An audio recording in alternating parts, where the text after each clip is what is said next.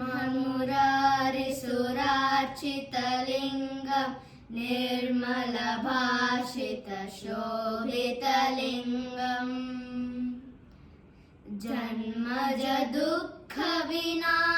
जन्मजदुःखविनाशनलिङ्गं तत्प्रणमामि सदा शिवलिङ्गम् देवमुनिप्रवरार्चितलिङ्गं कामदहनकरुणाकरलिङ्गम्